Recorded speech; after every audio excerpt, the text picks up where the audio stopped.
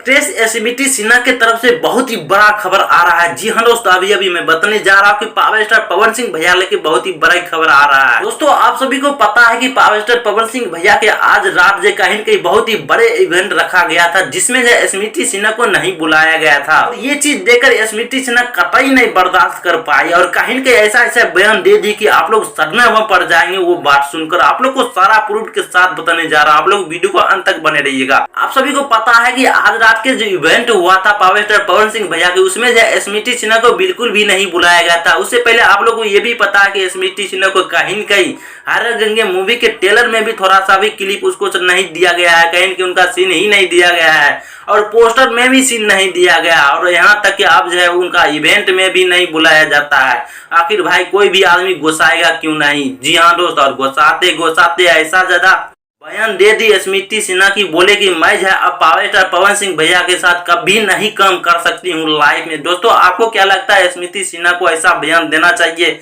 या नहीं देना चाहिए? आप सभी कमेंट बॉक्स में बताइएगा।